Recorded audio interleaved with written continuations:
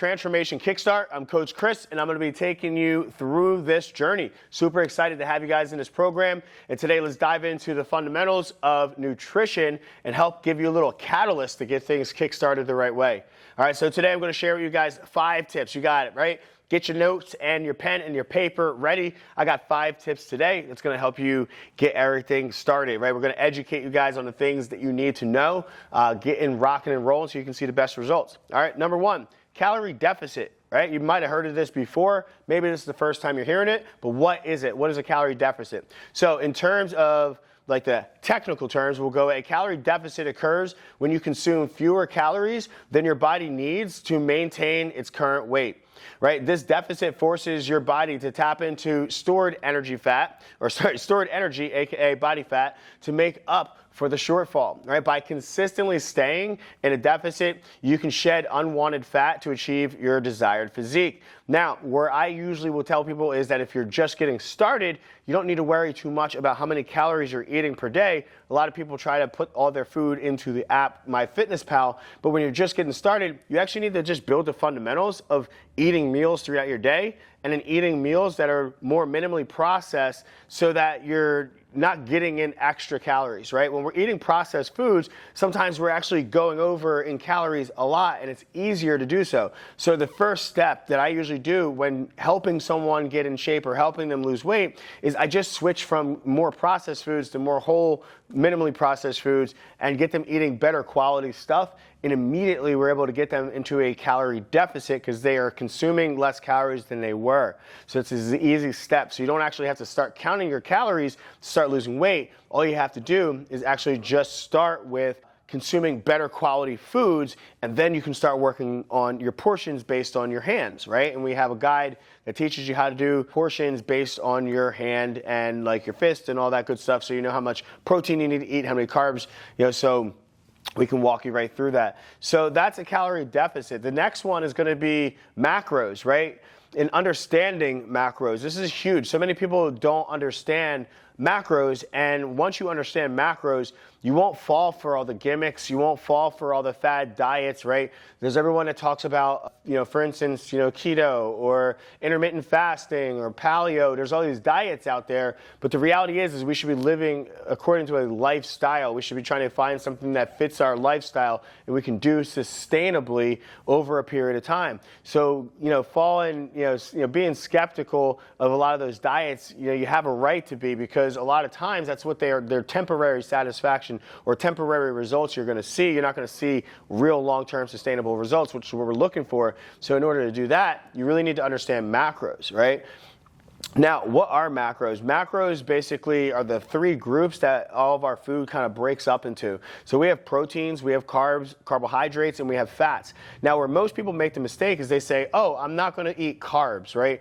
But that's a big mistake, because carbohydrates are fruits and vegetables, right? They're potatoes, they're quinoa, that's rice, right? So these are actually really good for you, and you should be eating a lot of those, right? But what I think most people are saying when they mean that they're not eating carbs is that they're cutting back on bread, they're cutting back on maybe a lot of the pasta that they're eating, or maybe it's like chips and cookies and things like that. But a lot of times people don't realize that a lot of the junk food, right? The junk food carbs that people are talking about, well, they're not that bad because of the carbs. They're actually really bad because of the fat, right? Because they're actually high in calories, because fat, is 9 calories per gram, while protein and carbs are only 4 calories per gram. So when we sometimes don't realize it, but fat is more than 2 times the amount of calories than protein and carbs. So a lot of times the thing that's pushing us, if we go back to number 1, right, the calorie deficit, the thing that's pushing us out of that calorie deficit a lot of times is usually the fat, right? The fat calories are usually too high,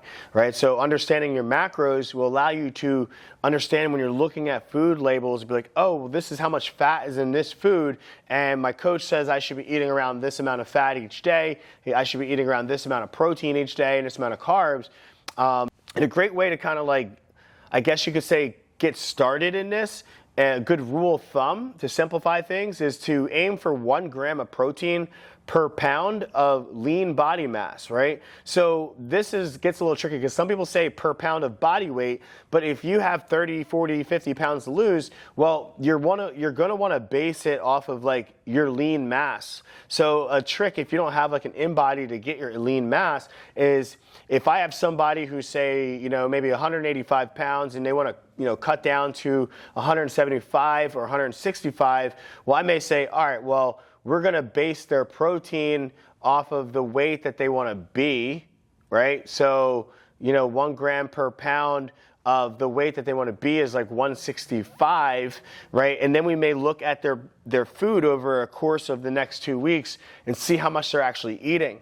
Because this you can actually see, all right, well, if we want to get them to somewhere around 165 grams of protein each day, but they're only consuming about 65 grams of protein each day, well, maybe the goal should be just eat a little bit more protein each day, right? Because sometimes people will look at, oh, I got to get my calories, I got to get my macros, and this can be overwhelming and confusing because we're not really even close to the numbers that we should be at.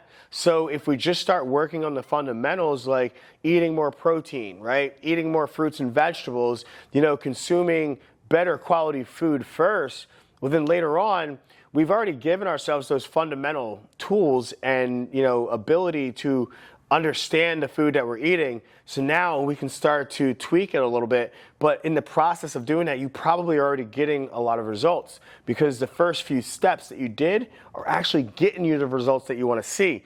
And when you realize that they do and that the small steps actually start to work, you'll start to realize that maybe you don't even need to do any of the stuff like putting your food into an app or counting your calories or any of that stuff. And this is the thing that we try to stress the most is that in the beginning, you're going to want to do a ton. But the reality is just doing a little bit is going to really start to push you in the right direction. So if you're not eating enough protein each day, let's just start with eating more protein each day. And if you're somebody who's like, maybe you're stuck, right? Maybe you're already doing that. Well, then, yes, use that formula I said. Maybe look at your protein and try to get it to that 1 gram per pound of lean body mass.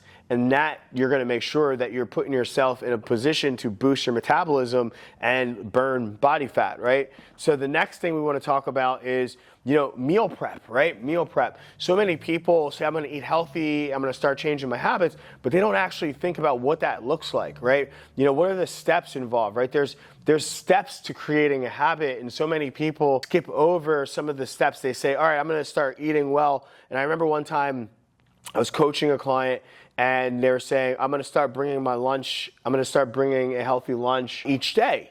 So I would check in on her, see how she did, and each day she would say, I ended up eating this at work, or I ended up doing this instead.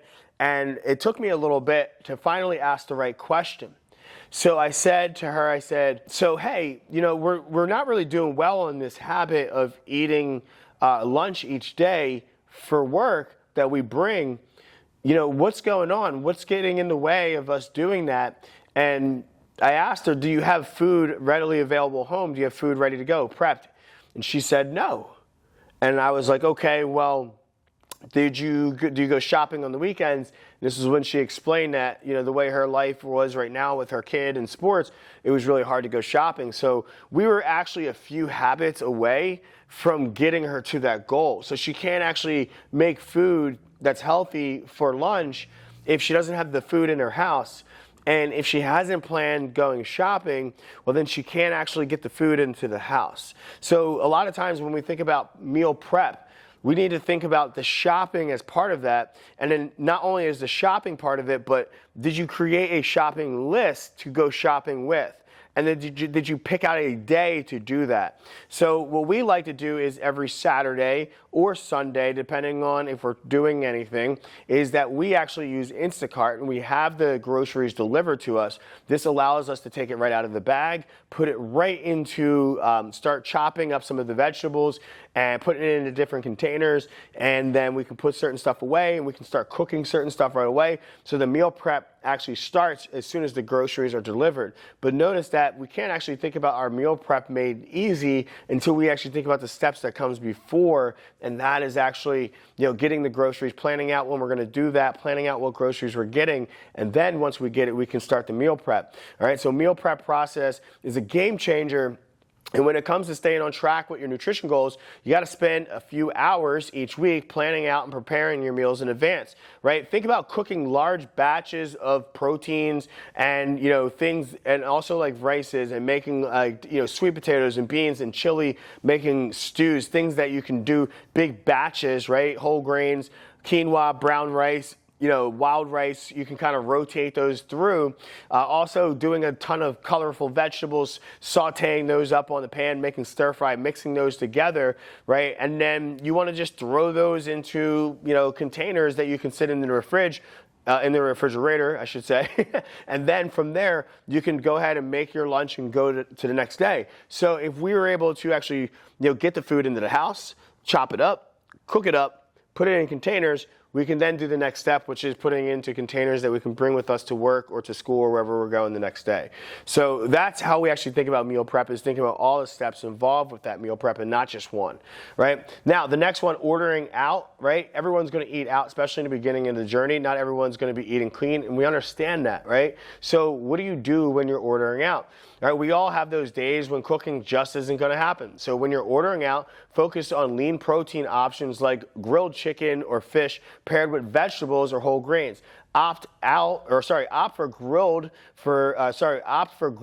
or steamed options instead of fried, right? So a lot of times people say, well, I'm at Chick-fil-A, Like, yeah, we always talk about good, better, best. Sometimes, yeah, you're going to be at a Chick-fil-A. Go ahead, go to Chick-fil-A, get a salad, grilled chicken, right? Get a grilled chicken sandwich if you need to, because sometimes it's not about the best option, it's just a better option, right? You know that eating, regular meals at home is going to be good, and that you're not really eating out that much. So you don't have to be hard on yourself thinking that you have to be perfect. Just order a better option than maybe the fried version, right? If you were going to get some fried chicken nuggets, see if they got grilled option, right? If you were going to get, a crispy chicken sandwich or a crispy chicken salad, go with the grilled chicken, and then maybe get some balsamic vinaigrette, or maybe put your dressing on the side so you can control it, right?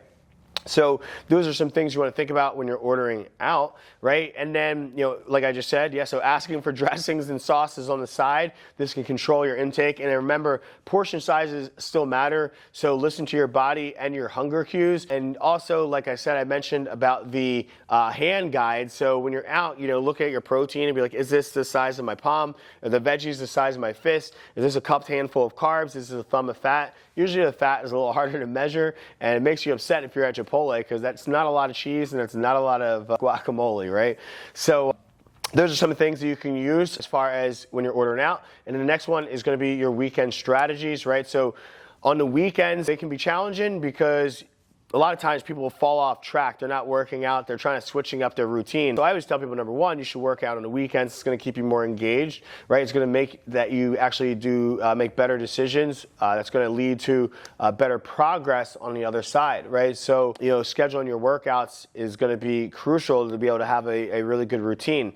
So staying on track with a little bit of planning, you can maintain your progress, right? You just want to make sure that on the weekends you're prioritizing your proteins, right? Prioritizing your veggies and getting in your meals, right? Allow yourself some flexibility and allow yourself to have some of your favorite treats in moderation, right? We always say 80-20 is going to get you great results, right? 90-10 is going to get you better results. 70-30, however, is going to maintain your results. So understand that relationship and understand that it's seasonal. Some seasons you might be in maintenance. Some seasons you might be in a cut. Some seasons you might be gaining some muscle. So make sure you understand what your goals are and make sure that your actions are fitting in with where your goals are. We call that being in alignment, right? So these are some strategies. Hopefully that they helped you. All right, but now continuing on, we're going to talk about what to do next. All right, so what to do next. You have already gotten a lot of the guides. Hopefully, if you haven't, go check out some of those resources inside of the app, inside of the resources. You can download some of the guides like the sauce and seasoning guide. You can also get the hand guide that I mentioned.